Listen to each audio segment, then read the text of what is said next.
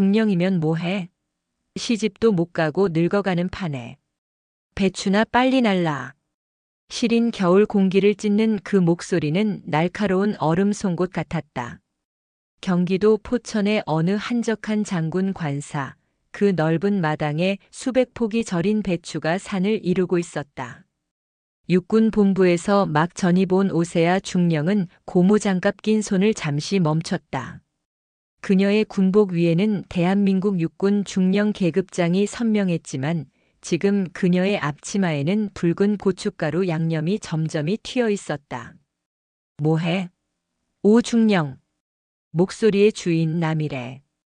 그녀는 이 부대의 지휘관인 마영준 준장의 아내였다. 화려한 모피 조끼를 걸친 그녀는 팔짱을 낀 채 마치 자신의 부대를 사열하는 장군처럼 중령들을 훑어보고 있었다. 그녀의 눈에는 군인은 없었다. 오직 남편보다 계급이 낮은 부하의 아내들 혹은 남편도 없는 노처녀 여군만이 존재할 뿐이었다. 그리고 오늘 남일에는 후자를 마음껏 부를 수 있는 이 김장이라는 행사에 대단히 만족하고 있었다. 아니, 새로운 중령이라더니. 육군 본부 물은 다르다더니만 일처리가 영 굼뜨네.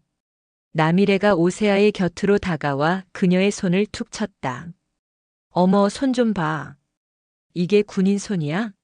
중령 월급 받아서 피부 관리에 다 쓰나 봐. 그러니 시집도 못 가고 군대에 박혀 있지. 남편감이 있어야 별을 달 텐데. 쯧쯧. 오세아의 눈썹이 미세하게 꿈틀거렸다. 그녀는 아버지를 증명하기 위해 오성환 대장의 딸이 아닌 오세아 중령으로 살기 위해 일부러 연고도 없는 이 포천 최전방 부대 행정직으로 도망쳐왔다. 아버지의 힘이 미치지 않는 곳에서 실력으로만 평가받고 싶었다. 하지만 그녀는 몰랐다. 대한민국의 군대라는 거대한 유리 천장 아래에서 합참의장이라는 태양의 그림자는 그 어디까지고 드리워져 있다는 것을. 그리고 동시에 그 태양의 빛을 한 번도 본 적 없는 반딧불이 같은 자가 그 태양을 참칭하며 위세를 부리고 있다는 것을. 사모님, 그쪽 배추는 저희가. 오세아와 함께 불려나온 다른 여군 중령, 박중령이 황급히 끼어들려 했다. 그녀는 이곳 포천의 생리를 잘 알았다. 남일에는 건드려서는 안 되는 폭탄이었다. 박중령은 가만히 있어. 신입은 신입답게 굴어야지. 남일에는 오세아의 턱을 치켜 세울 듯 노려보며 말했다. 오늘 이 김장 그냥 김장이 아니야. 아주 귀한 곳에 들어갈 김치라고. 오중령 같은 사람은 평생 맛도 못 볼 그런 김치. 그녀의 목소리에는 설명할 수 없는 자부심과 오만함이 가득했다. 마치 이 김치가 그녀의 남편을 소장으로 진급시켜줄 부적이라도 되는 듯 했다. 오세아는 묵묵히 고개를 숙였다. 그리고 다시 절인 배추를 집어들었다. 그녀의 소나귀에 힘이 들어갔다. 배추에서 소금물이 뚝뚝 떨어졌다. 그녀는 아직 몰랐다. 이 붉은 배춧잎이 거대한 폭풍의 시작점이 될 것이라는 것을. 그리고 자신이 도망치려 했던 그 이름이 결국 이 모든 것을 끝장낼 유일한 열쇠가 될 것이라는 것을. 남이래의 경멸 어린 시선이 오세아의 등에 꽂혔다. 손이 느리면 몸이라도 빨라야지. 거기 창고 가서 새소금 포대 좀 가져와. 당장. 오세아 중령이 천천히 몸을 일으켰다. 그녀의 차가운 눈동자가 관사 창고를 향했다. 김장 노동은 해가 중천에 뜰 때까지 이어졌다. 여군 중령 4명은 그 누구도 군복을 입고 있지 않았지만 남이래의 명령은 그 어떤 지휘관의 명령보다 절대적이었다. 아이고 힘들어라. 잠시 쉬었다 하죠.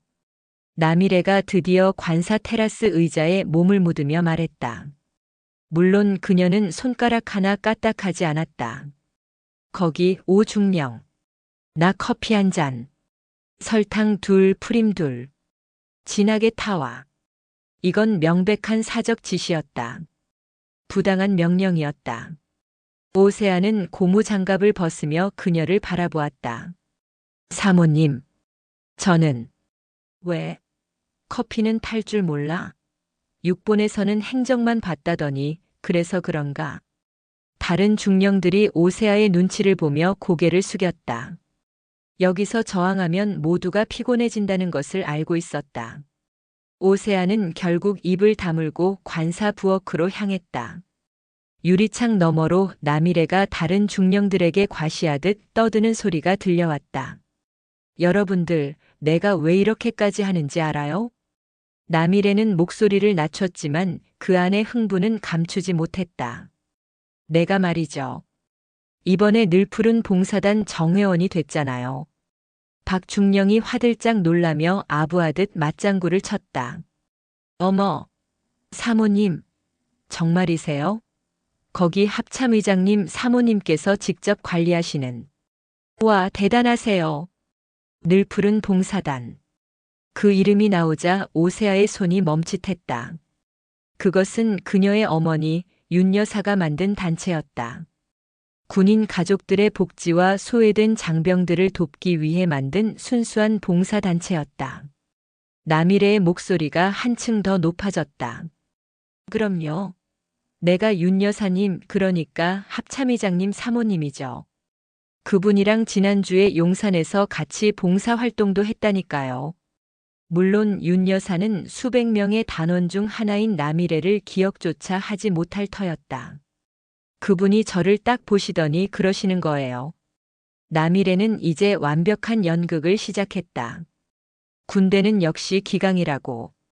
요즘 여군들이 너무 기강이 빠졌다고. 특히 오중령처럼 나이만 먹고 시집도 안 간. 그런 군인들은 싹 잡아야 한다고. 바로 이 봉사 정신으로 말이죠. 부엌에서 커피포트가 끓는 소리가 요란하게 울렸다. 오세아의 머릿속에서도 무언가 끓어오르기 시작했다. 자신을 모욕하는 것은 참을 수 있었다. 오성환의 딸이라는 꼬리표를 떼기 위해 치러야 할 대가라고 생각할 수도 있었다. 하지만 감히 자신의 어머니를, 그 순수한 봉사단체의 이름을, 이런 더러운 갑질과 사적노동을 정당화하는 데 팔아먹다니. 오중령, 커피 다 됐어. 나미래의 짜증 섞인 목소리가 다시 들려왔다. 오세아는 뜨거운 커피가 담긴 잔을 들고 마당으로 나갔다. 그녀의 걸음걸이는 조금 전의 수능적인 모습과는 달랐다. 그녀는 나미래의 앞에 멈춰 섰다. 사모님. 그래. 거기 둬. 나미래는 스마트폰을 보며 건성으로 대답했다. 방금 하신 말씀 취소하십시오. 뭐? 나미래가 고개를 들었다. 그녀의 눈이 가늘어졌다. 사적인 동원도 모자라 늘푸른 봉사단의 명예를 실추시키고 합참의장 사모님의 명예를 훼손한 발언입니다. 당장 취소하십시오. 순간 마당의 모든 움직임이 멈췄다. 다른 중령들은 사색이 되었다. 저 신입 중령이 지금 무슨 짓을 한 것인가? 나미래는 잠시 상황을 파악하지 못하다가 이내 얼굴이 붉게 달아올랐다. 뭐라고? 내가 뭔데 봉사단 얘기를 꺼내. 내가 윤 여사님을 알아? 어디서 감히? 압니다. 사모님보다 훨씬 잘 압니다. 오세아의 목소리는 얼음장처럼 차가웠다. 그리고 늘푸른 봉사단의 제1수칙은 어떠한 경우에도 군의 위계 질서를 사적인 이익이나 편의를 위해 사용하지 않는다입니다. 사모님은 지금 그 모든 것을 어기고 계십니다. 나미래는 분노로 몸을 떨었다. 그녀는 오세아가 든 커피 잔을 손으로 쳐냈다. 쨍그랑. 뜨거운 커피가 오세아의 손등과 앞치마 위로 쏟아졌다.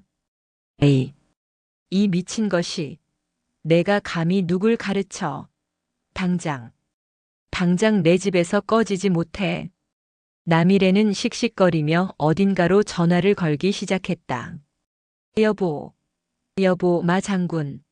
당신 부대에 미친 여군이 있어. 당장 이것 좀 어떻게 해봐. 다른 중령들이 겁에 질려 오세아의 팔을 붙잡았지만 오세아는 쏟아진 커피로 붉어진 손등을 내려다보며 미동도 하지 않았다. 폭풍은 이제 막 시작이었다. 그날 오후 오세아 중령은 마영준 준장의 집무실로 호출되었다. 포천 부대 지휘관의 집무실은 그가 얼마나 소장 진급에 목말라 있는지를 보여주듯 과도하게 정돈되어 있었고 벽에는 합참의장과 찍은 빛바랜 사진이 걸려 있었다. 물론 수십 명의 장군이 함께 찍은 단체 사진을 확대한 것이었다. 앉아. 마영준 준장은 책상 너머에서 그녀를 노려보았다. 그의 얼굴은 아내의 분노를 그대로 전이받은 듯 굳어 있었다. 오중령. 육본에서 왔다고 했나? 그렇습니다. 장군님. 육본 물 먹으면 위아래도 없나? 감히 내 아내에게 그것도 관사에서. 마 준장이 책상을 주먹으로 내리쳤다. 민간인에게 언성을 높이고. 그게 대한민국 중령이 할 짓인가? 오세아는 붉게 부어오른 손등을 뒤로 감추며 침착하게 대답했다. 장군님, 저는 부당한 사적 지시에 대해 항의했을 뿐입니다.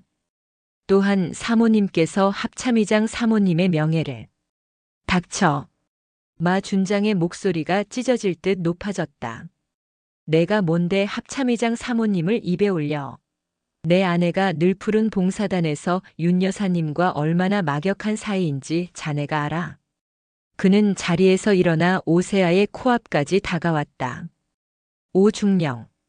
자네 군 생활 편하게 하고 싶지 않나 보지. 노골적인 협박이었다. 지금이 어떤 시기인 줄 알아? 내가 지금 소장 진급 심사를 앞두고 있어. 내가 누군지 알아? 곧 합참의장님 독대를 앞둔 사람이야. 그의 눈에 광기가 서렸다. 자네 같은 문제야 하나 내가 묻어버리는 거 일도 아니야. 알아들어? 협박이십니까? 협박? 하.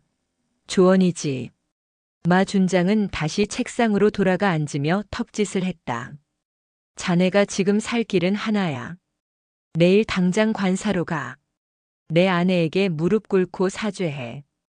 그리고 어제 미처 다 담그지 못한 김장, 오늘 혼자 다 마무리해.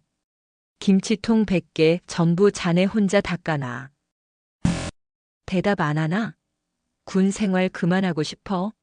내가 자네 인사 기록에 뭐라고 적어줄까? 상관 모욕, 지휘 체계 문란, 정신 이상? 오세아는 입술을 깨물었다. 이것이 군대였다. 그녀가 벗어나고 싶었던 그러나 결국 다시 마주하게 된 거대한 부조리였다. 아버지가 합참의장이든 아니든 일선 부대의 왕은 바로 눈앞의 저 준장이었다. 못하겠나? 마 준장이 비웃었다. 알겠습니다. 오세아의 대답에 마 준장은 만족스러운 미소를 지었다. 그래. 그래야 내 부하답지. 육본에서 왔다고 뻣뻣하게 굴지 마. 여긴 포천이야. 내 구역이라고. 집무실을 나온 오세아는 차가운 복도에 섰다. 손등이 화끈거렸다. 아니, 손등이 아니라 가슴 속에서 불이 치밀었다. 그녀는 군복 주머니에서 스마트폰을 꺼냈다. 아빠라고 저장된 번호를 지나쳐 엄마라고 저장된 번호를 눌렀다. 신호음이 몇 번 가기 전 다정한 목소리가 들려왔다. 우리 딸 웬일이야? 점심은 먹었어? 오세아는 눈을 감았다. 그녀의 목소리가 미세하게 떨려 나왔다. 엄마. 세아야? 무슨 일 있어? 목소리가 왜 그래? 엄마. 나 포천에 있는데. 엄마가 만든 늘푸른 봉사단 이름이 여기서 이상하게 쓰이고 있어. 그리고 오세아는 마 준장의 협박과 남일의 갑질을 그리고 자신의 굴욕을 담담하게 그러나 빠짐없이 이야기했다. 수화기 너머의 다정한 목소리가 순식간에 차갑게 가라앉았다. 마영준 준장이라고? 포천? 응. 엄마. 미안해. 이런 일로 전화해서. 아니. 미안하긴. 우리 딸이 미안할 게 뭐가 있어. 윤 여사의 목소리에는 이제 강철 같은 냉기가 서려 있었다. 세아야. 너 내일 그 관사에 가겠다고 했지? 응. 가야 할 것 같아. 그래, 가. 가서 그 사모님이 시키는 대로 해. 대신 윤 여사의 목소리가 낮아졌다. 아무 걱정 말고 엄마가 도착할 때까지만 기다려. 아빠랑 같이 갈게. 전화가 끊겼다. 오세아는 차가운 복도 벽에 머리를 기댔다. 내일 포천 관사 마당에서 벌어질 일은 더 이상 오세아 중령 개인의 싸움이 아니게 되었다. 그날 밤 포천의 마영준 준장 관사는 승리감으로 들떠 있었다. 남일에는 만족스러운 한숨을 내쉬며 값비싼 프랑스산 와인잔을 채웠다. 그녀의 남편 마영준 준장이 막 샤워를 마치고 가운 차림으로 거실에 들어섰다. 아, 속이 다 시원하네. 남일애가 콧소리를 내며 와인을 한 모금 마셨다. 그 오세아인가 뭔가 하는 년 아주 눈이 꺾였더구먼. 내일 와서 싹싹 빌고 김치통 100개 닦기로 했어. 마영준은 냉장고에서 찬물을 꺼내 마시며 으쓱했다. 내가 말했잖아. 군대라는 데가 다 그런 거야. 육본에서 굴러먹던 년이라 뻣뻣하긴. 내가 합참의장님 독대 얘기 꺼내니까 바로 꼬리 내리더군. 어머 정말? 독대? 당신 정말 의장님이랑 독대해? 남일애의 눈이 반짝였다. 그럼 내가 이번에 소장 진급 못하면 누가 해? 다 당신 덕분이야. 마영준이 아내의 어깨를 주물렀다. 그는 진심으로 아내가 늘 푸른 봉사단에서 윤 여사와 특별한 연줄이라도 만든 줄 알고 있었다. 당신이 윤 여사님께 싹싹하게 구니까 그 라인이 바로 합참의장님한테까지 닿는 거 아니겠어. 하하. 호호호. 말도 마. 내가 그 봉사단에서 얼마나 열심히 하는데. 남일에는 새빨간 거짓말을 천연덕스럽게 내뱉었다. 그녀는 윤 여사의 얼굴을 1미터 앞에서 본 적도 없었다. 그저 수백 명이 모인 강당에서 멀찍이 바라본 것이 전부였다. 하지만 그게 무슨 상관이람. 이곳 포천에서는 그녀가 곧 윤 여사의 대리인이었다. 그래서 말인데 여보. 남일애가 남편의 넥타이를 만지작거리며 속삭였다. 내일 그 오세아가 닦아놓은 김치통 있잖아. 거기다 김치 제일 좋은 놈으로 싸서 용산으로 좀 보내. 용산? 합참의장님 댁에? 그럼 윤 여사님 드시라고. 내가 늘 푸른 봉사단에서 배운 정성으로 직접 담갔다고 해. 응? 그럼 당신 진급해. 오, 그거 좋은 생각이야. 마영준의 얼굴이 환해졌다. 그는 완벽한 계획이라 생각했다. 부하를 굴복시키고 상사에게는 아부한다. 이것이 그가 배운 군 생활의 전부였다. 좋아.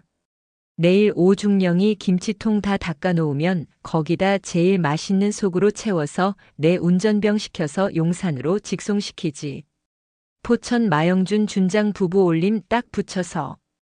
두 사람은 거대한 거미줄의 한가운데서 자신들의 덫이 완벽하게 작동하고 있다고 믿으며 웃음을 터뜨렸다. 그 거미줄이 실은 자신들의 목을 죄일 교수대 밧줄이라는 것은 꿈에도 모른 채. 같은 시각 포천 시내의 한 허름한 곱창 전골집. 오세아와 함께 김장을 했던 박중령과 최중령이 소주잔을 기울이고 있었다. 정말 너무한 거 아니야? 박중령이 울분을 터뜨렸다. 아무리 그래도 오중령한테 커피를 쏟아붓다니. 게다가 그 화상. 내일 혼자 와서 김치통 100개를 다 닦으라고 했대. 마 준장이 직접. 최중령은 묵묵히 소주만 들이켰다. 그녀는 아이가 둘이었고 남편도 같은 부대에서 근무했다. 섣불리 나설 수 없었다. 언니, 우리가 참아야지. 어쩌겠어. 점화 준장 독하기로 소문났잖아. 인사 기록에 줄 하나 그이면 우리 군 생활 끝장이야. 그래도 늘 푸른 봉사단이라니. 우리 언니도 계룡에서 그 봉사단 활동하는데 윤 여사님 그런 분 아니라고 했어. 사적 지시 제일 싫어하고 군인 가족들 사정 일일이 다 챙기시는 분이라고. 남일의 사모님이 거짓말하는 거겠지. 근데 왜 오중령은 그걸 고지곳대로 듣고 내일 진짜 온대? 와야지. 어쩌겠어. 중령이 별한테 밉보였는데. 아, 진짜 이 군복 벗어버리고 싶다. 박중령은 곱창 전골이 끓어 넘치는지도 모르고 소주잔만 바라보았다. 오세야 중령의 붉어진 손등이 자꾸만 눈앞에 아른거렸다. 그녀는 무언가 잘못되고 있음을 직감했지만 거대한 별의 위세 앞에서 아무것도 할 수 없는 자신의 무력감에 치를 떨었다. 그 밤 남일에는 잠들기 전 오세아에게 확인 문자까지 보냈다. 내일 아침 9시 정각이야. 늦지 마. 그리고 복장 똑바로 하고 와. 김치통 닦기 편한 옷으로. 어쭙잖게 군복 입고 올 생각 말고. 그것은 확인이 아니라 승자의 낙인이었다. 오세아가 전화를 끊었을 때 서울 용산의 합동참모의장 공관의 공기는 영하로 떨어져 있었다.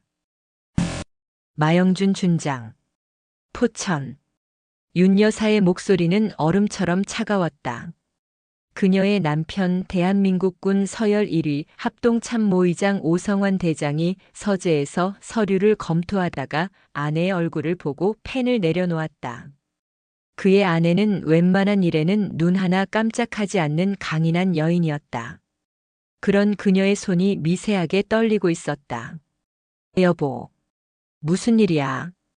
당신 얼굴이, 우리 새아가, 우리 딸이. 윤 여사는 방금 들은 모든 것을 남편에게 전했다.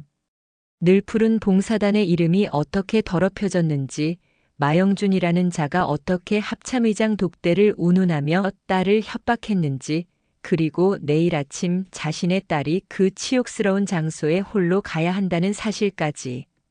오성환 대장의 얼굴에서 모든 표정이 사라졌다. 그것은 그가 가장 분노했을 때 나오는 표정이었다. 그는 조용히 수화기를 들었다. 비서실인가?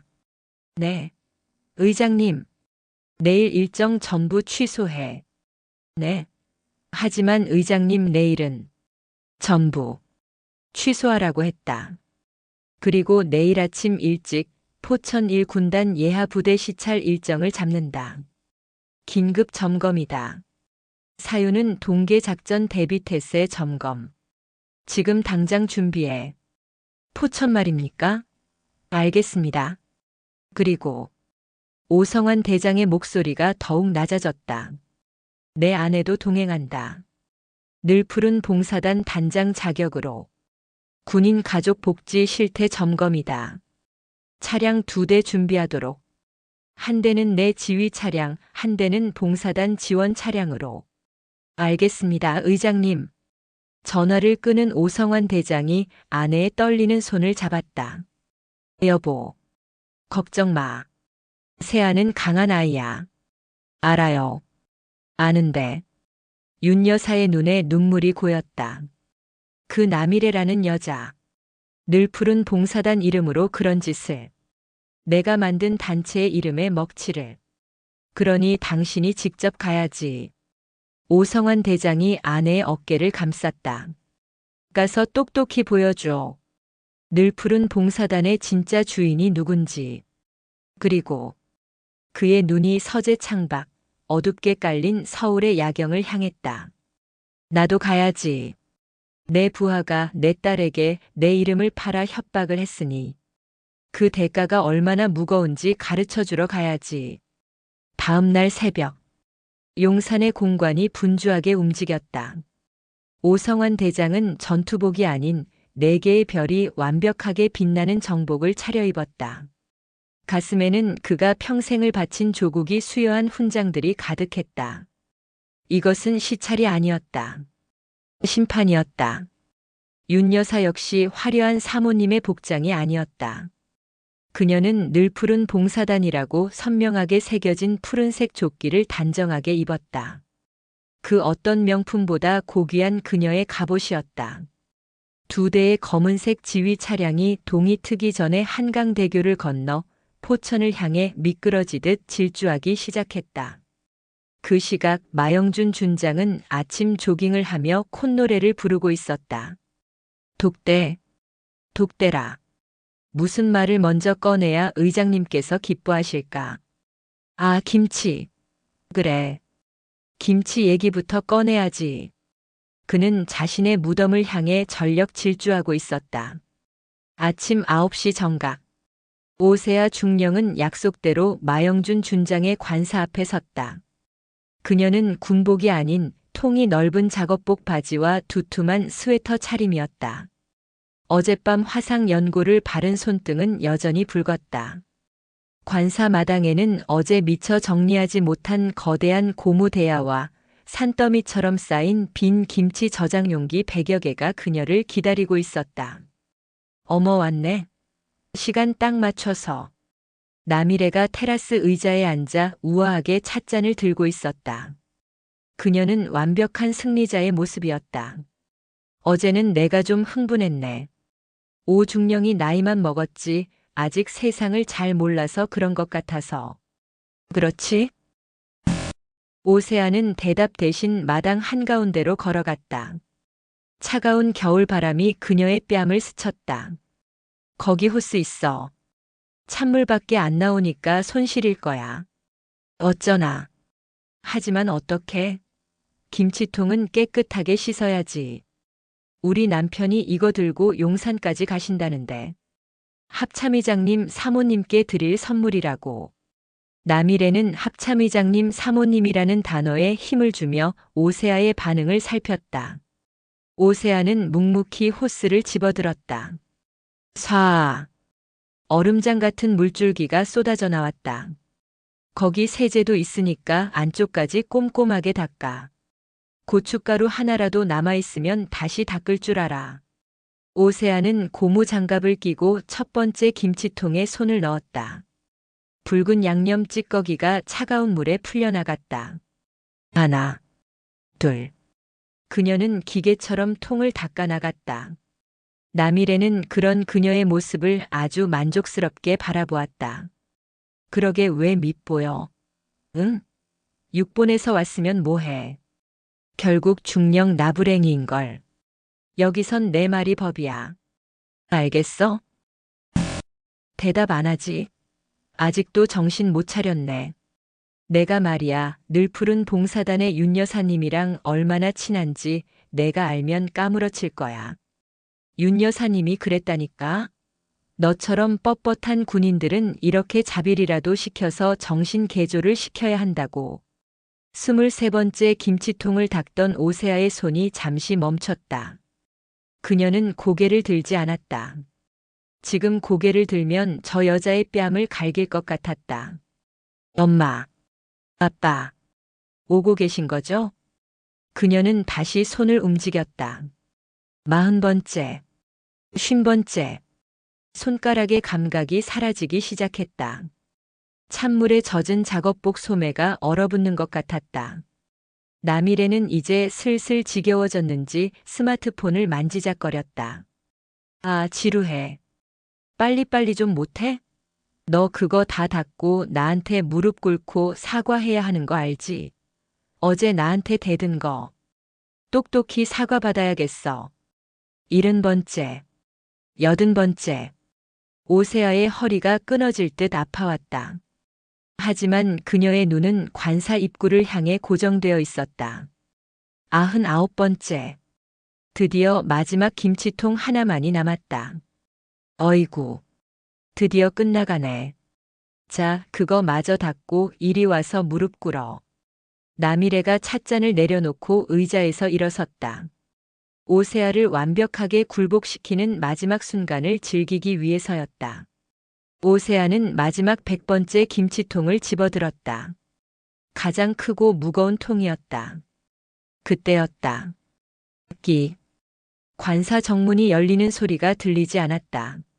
너무나 조용히 미끄러지듯 검은색 세단 한 대가 관사 마당 안으로 들어섰다. 남일에는 스마트폰을 보느라 차가 들어오는 것을 보지 못했다. 뭐해? 마지막 거 안 들어? 빨리 와서 무릎 꿇으라니까. 차가 멈춰섰다. 그저 그런 세단이 아니었다.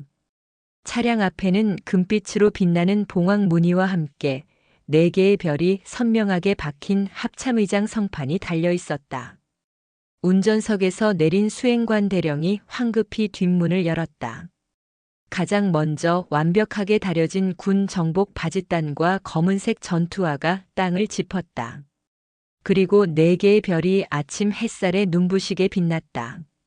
오성환 대장이 차에서 내렸다.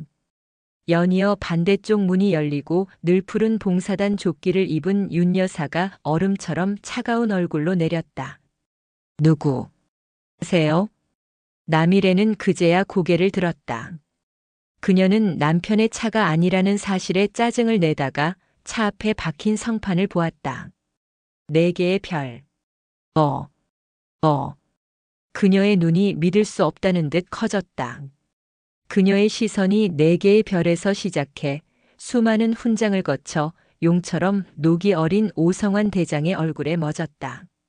그리고 그 옆에 텔레비전에서나 보던 윤 여사의 얼굴. 오세아가 100번째 김치통을 손에서 놓쳤다. 쾅! 요란한 소리를 내며 김치통이 마당을 굴렀다. 남일의 손에서 찻잔이 떨어져 박살났다. 그녀의 입이 붕어처럼 뻐끔거렸다. 의장님? 사모님? 세상의 모든 소리가 잠시 멎었다.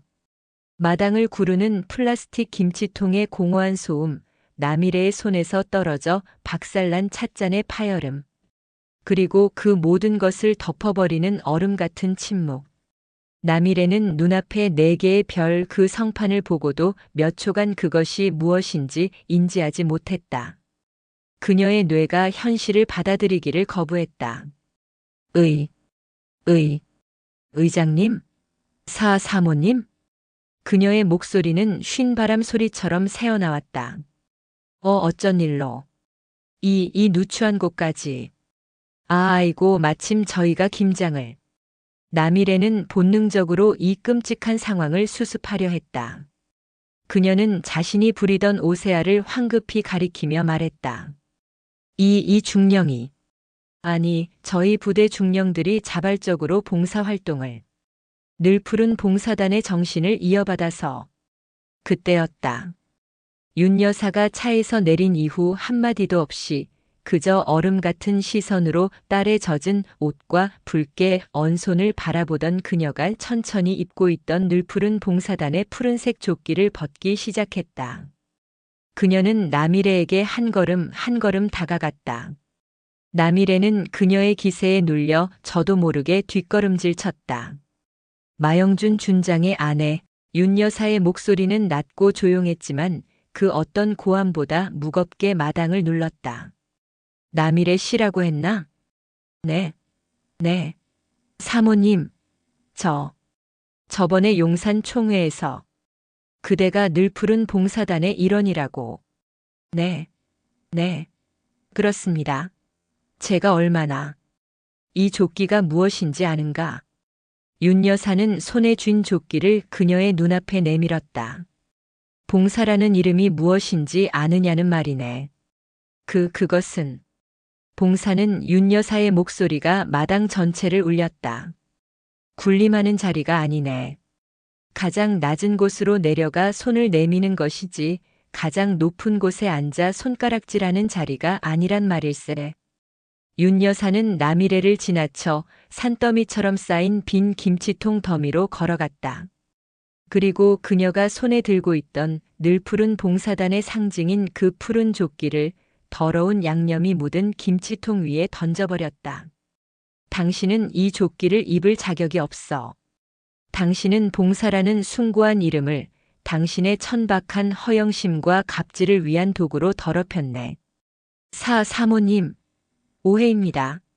저 오세아 중령이. 전현이. 남일애가 다급하게 오세아를 손가락질하며 변명하려던 순간 마당 입구에서 거친 숨소리와 함께 누군가가 뛰어들어왔다. 헉. 여보. 막사에서 긴급 보고를 받고 미친 듯이 달려온 마영준 준장이었다. 그는 아침 운동을 하던 트레이닝복 차림 그대로였다. 그의 눈에 들어온 것은 4개의 별이 박힌 지휘 차량과 싸늘한 표정의 합참의장, 그리고 이 모든 상황의 중심에 선 자신의 아내였다. 차차. 의장님, 충성. 아니, 어쩐 일로. 미리 기별이라도 주셨으면. 마영준은 자신이 무슨 말을 하는지도 모른 채 허리를 굽혔다. 그의 머릿속은 나는 이제 죽었다라는 생각으로 새하얘졌다. 오성환 대장은 그제야 입을 열었다. 그는 자신의 딸도 마영준 준장도 아닌 허공을 바라보며 말했다. 마영준 준장. 네. 의장님. 자네가 어제 동계작전 대비 태세가 아니라 김장 작전을 준비 중이라고 보고했던가. 네. 아닙니다. 이것은 그저 아내. 오성환 대장의 시선이 처음으로 마영준에게 꽂혔다. 그 시선은 칼날 같았다. 자네의 지휘 체계에는 아내도 포함되어 있었나? 대한민국 육군 중령을 현역 장교를 사적인 노역에 동원할 권한을 자네 아내에게 위임했느냐는 말이야. 아닙니다. 의장님, 오해십니다. 마영준이 필사적으로 변명하려 할 때 구석에 몰려있던 남이래가 마지막 발악을 했다. 그녀는 아직도 상황 파악을 하지 못했다. 그녀는 오세아 중령이 이 모든 일의 원흉이라 믿었다. 여보, 전현이야. 저 오세아 중령이 어제 나한테 대들고 감히 윤 여사님 이름을 팔면서 나를 모욕했어. 전현이 의장님 뺑 믿고 그런다고. 당신이 말한 독대 때 전현부터 묻어버려야 한다고 했잖아. 무슨. 마영준의 얼굴에서 핏기가 사라졌다. 독대니 묻어버린다느니 하는 말이 합참의장의 귀에 직접 들어갔다. 오성환 대장은 천천히, 아주 천천히 마영준에게 다가갔다. 독대라. 그의 목소리는 지옥의 밑바닥에서 울리는 듯 했다. 자네가 어제 내 딸을 협박했다더군. 내 이름을 팔아서 묻어버리겠다고. 네. 딸. 이라니요? 마영준의 동공가 격렬하게 흔들렸다. 그는 이해할 수 없다는 듯 오성환 대장과 관사 마당에서 김치통을 닦던 오세아 중령을 번갈아 쳐다봤다. 오성환 대장이 천천히 손을 들어 젖은 작업복 차림으로 꼿꼿이 서 있는 오세아를 가리켰다. 자네가 묻어버리겠다고 협박한 저 중령. 자네 아내가 하녀처럼 부려먹고 커피까지 끼얹은 저 군인. 오성환 대장의 목소리에 천둥 같은 분노가 실렸다. 그 아이가 내 딸 오세아다. 순간 마영준의 다리가 풀렸다. 그는 비명조차 지르지 못하고 그 자리에 주저앉았다. 남일에는 그제야 내 딸이라는 단어의 의미를 깨닫고 눈앞이 아찔해지며 마른 비명을 질렀다. 승자의 여유, 과시욕, 허영심. 그 모든 것이 산산조각 났다.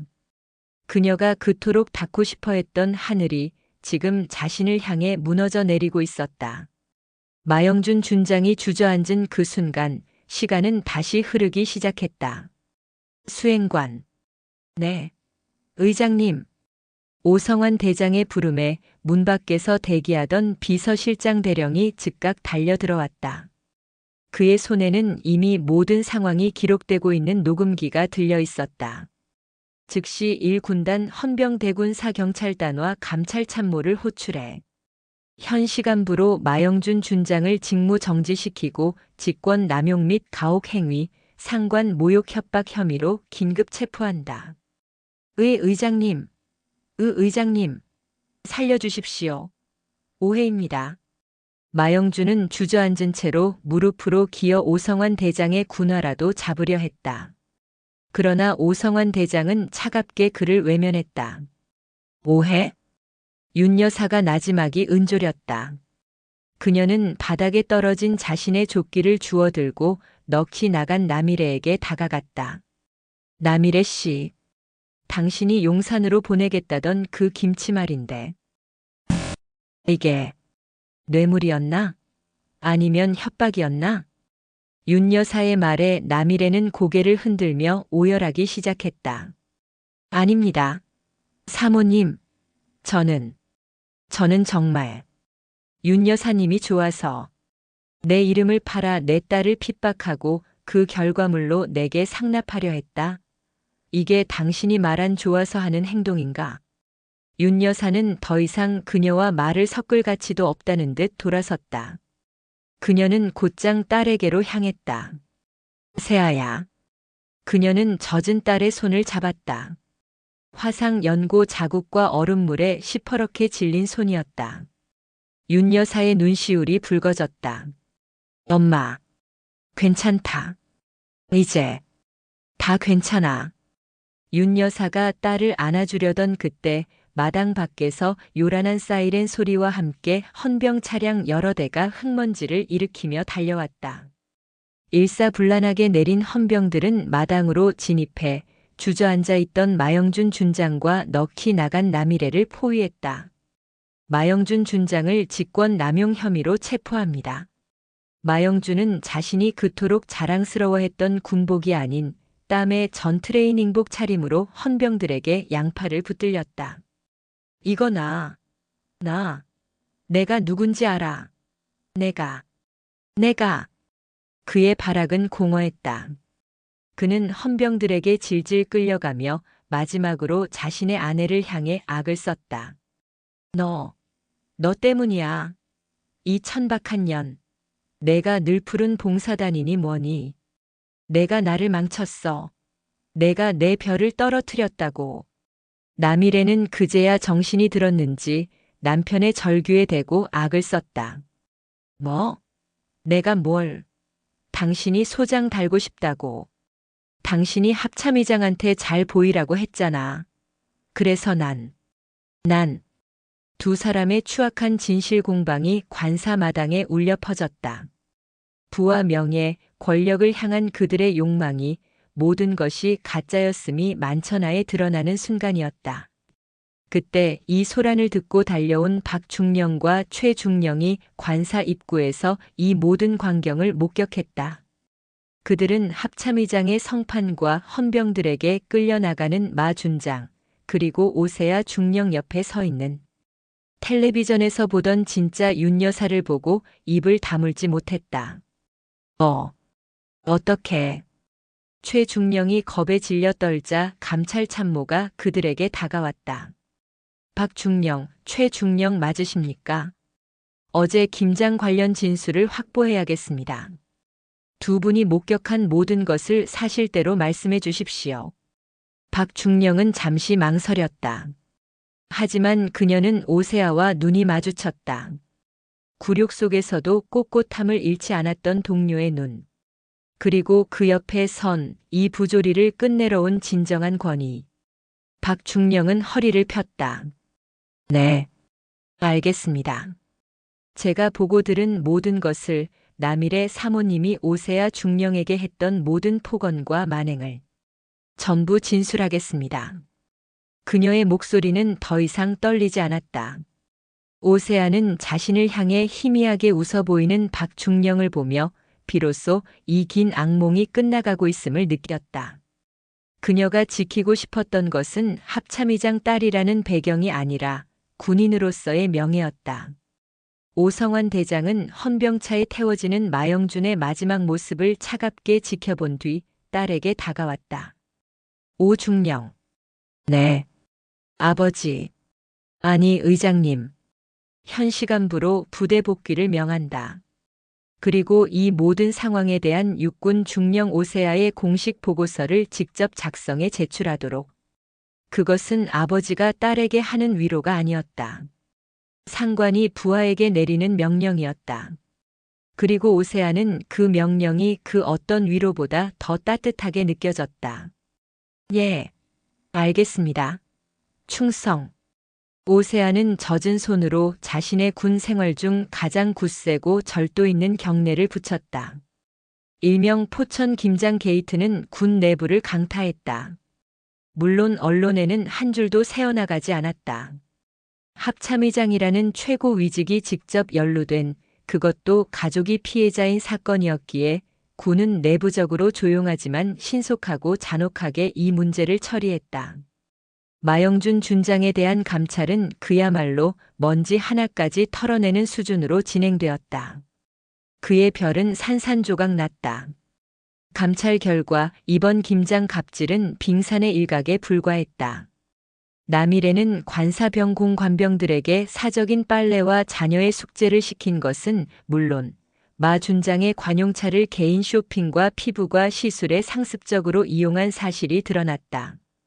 또한 마 준장이 합참의장 독대를 운운하며 부하들을 협박한 녹취와 김장 김치 상납을 지시한 정황 증거운 전병 진술까지 확보되었다. 그가 그토록 원했던 독대는 결국 감찰실과 군사법원에서 이루어지게 되었다. 마영준 준장은 즉시 보직 해임되었다. 그는 소장 진급은커녕 불명예 전역이 확실시되었다. 군인 연금의 상당 부분이 삭감될 것이며 직권 남용과 협박 혐의로 민간 법원에 기소될 수도 있는 상황에 처했다.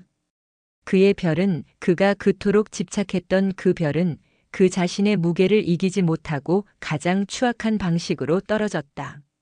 남일의 삶 역시 완벽하게 파괴되었다. 늘푸른 봉사단에서는 즉각 최고 수위의 징계인 영구 제명 조치가 내려졌다. 이 사실은 봉사단 전체 회원들에게 공지되었다. 공지 남일의 마영준 준장 배우자 본 봉사단의 순수성을 심각하게 훼손하고 단체의 명예를 이용해 사적인 이익을 취하며 하급자에게 위력을 행사한 바 늘푸른 봉사단 정관 제5조 5항에 의거 영구 제명함. 그녀는 하루아침에 군인 가족 사교계의 중심에서 가장 끔찍한 기피 대상으로 전락했다. 그녀가 그토록 과시하고 싶어 했던 합참의장 사모님과의 인연은 사실상 자신의 사형 선고문에 서명한 꼴이 되었다. 그녀는 남편의 불명예 전역과 함께 관사에서 쫓겨나듯 나와야 했다. 반면 오세아 중령은 자신의 제자리로 돌아왔다. 그녀는 아버지가 지시한 대로 육하원칙에 따라 건조하고 정확하게 마영준 준장 및 그 배우자에 의한 부당 지시 및 가혹 행위 실태 보고를 작성해 제출했다. 거기에는 단 한 줄의 감정적인 동요도 없었다. 오직 군인 오세아 중령의 보고만 있었다. 사건 이후 부대 사람들은 그녀를 조심스럽게 대했다. 합참의장의 딸이라는 어마어마한 배경은 그녀를 다시금 유리벽 안에 가두는 듯 했다. 그녀가 점심을 먹기 위해 구내 식당에 들어서자 시끄럽던 식당이 순간 조용해졌다. 모두가 그녀의 눈치를 살폈다. 오세아는 조용히 한숨을 쉬었다. 결국 이렇게 되는 건가? 그때였다. 오 중령님, 여기 자리 있어요. 박중령이 환하게 웃으며 그녀에게 손짓하고 있었다. 그녀의 옆에는 최중령도 앉아 있었다. 오세아는 잠시 망설이다가 그녀들을 향해 걸어갔다. 여기 앉아도 되겠습니까? 무슨 그런 말씀을. 당연하죠. 오늘 반찬이 돼지 갈비찜이에요. 맛있는 거 나왔네요. 박중령이 제육볶음을 오세아의 식판에 덜어주며 윙크했다. 그날 정말 속 시원했습니다. 최중령도 작은 목소리로 거들었다. 감사합니다. 오 중령님. 사실 저도 그날 남일의 사모님한테 불려갈 뻔했는데 아이가 아파서. 오세아는 그녀들을 보며 희미하게 웃었다. 그래. 이것이었어. 그녀가 원했던 것은 특권이 아니었다. 그저 한 명의 군인 동료로서 부당함에 함께 맞서고 점심 식판을 마주하며 일상을 나눌 수 있는 그런 제자리였다. 그날 저녁 그녀는 퇴근길에 아버지에게 문자를 보냈다. 아빠, 저 오늘 갈비찜 먹었어요. 맛있었어요. 추신 아빠 딸 말고 오중령으로 잘 지내고 있습니다. 용산의 집무실에서 문자를 확인한 오성환 대장의 입가에 딸을 가진 아버지로서의 든든한 미소가 번졌다. 시간은 모든 것을 제자리로 돌려놓는다. 누군가에게는 영광의 자리로, 누군가에게는 잊힌 나락으로. 그해 겨울이 유난히 춥게 지나간 몇 달 뒤 경기도 의정부의 어느 허름한 연립주택. 한때 포천 일대를 호령하던 마영준의 흔적은 그 어디에도 없었다. 군복 대신 늘어난 운동복을 입은 그는 멍하니 탁자 위에 소주병만 바라보고 있었다. 이게 다. 이게 다. 그의 곁에서 한때 화려했던 모피 조끼는 온데간데 없이 초췌한 얼굴의 나미래가 손톱을 물어뜯고 있었다. 그래. 내 탓이다. 다 내 탓이라고 해. 나미래가 신경질적으로 소리쳤다. 그래서? 당신은? 합참의장 독대니 묻어버린다느니. 당신이 그따위 소리만 안 했어도. 아니, 그 오세아가 그년이. 그 입 닥치지 못해. 마영준이 소주병을 벽에 집어 던졌다. 쨍그랑.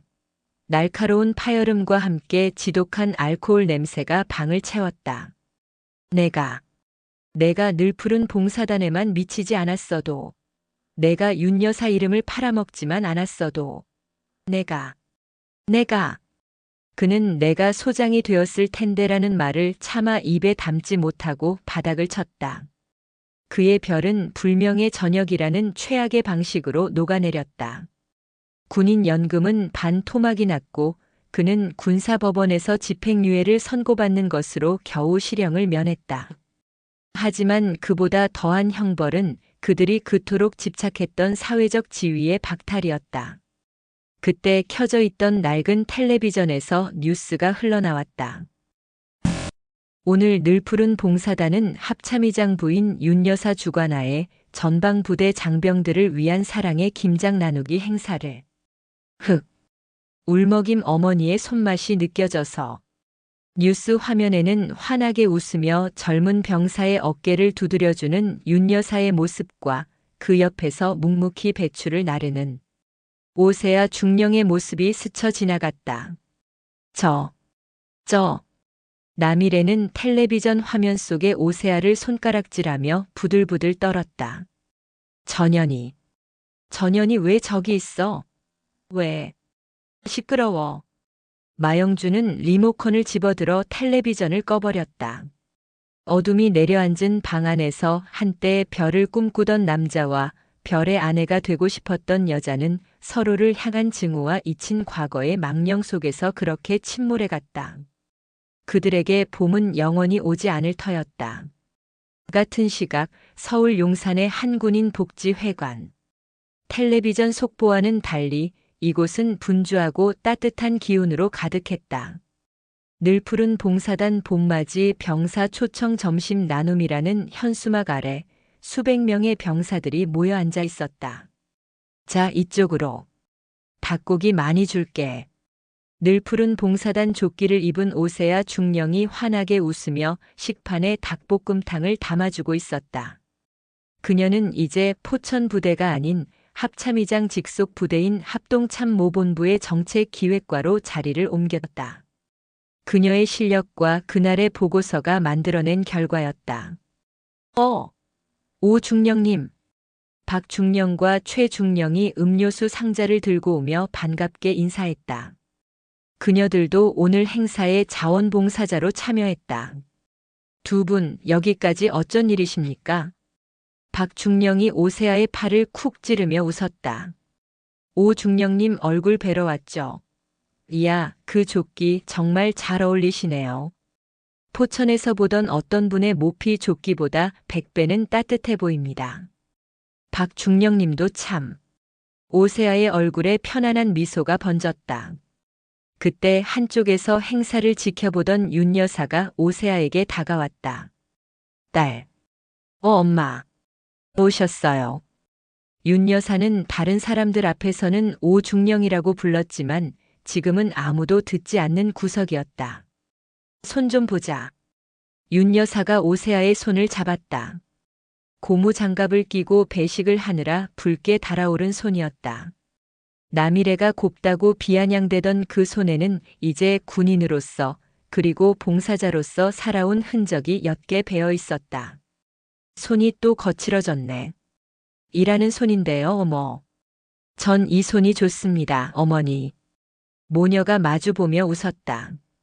그때 행사장 입구가 조용히 술렁였다. 의장님 오십니다. 모두. 한 장교가 경례를 붙이려 하자 정복 차림의 오성환 대장이 손을 들어 그를 제지했다. 됐네. 오늘은 나도 합참의장이 아니라 그냥 봉사단원 남편으로 온 거야.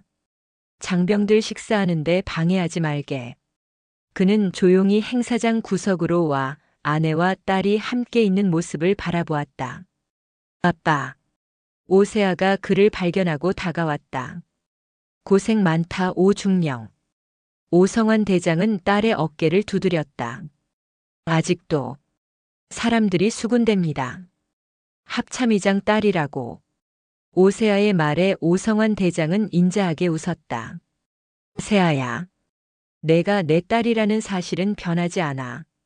내가 그토록 도망치려 했던 그 이름은 도망쳐야 할 굴레가 아니라 내가 지켜내야 할 명예의 다른 이름이었던 게지.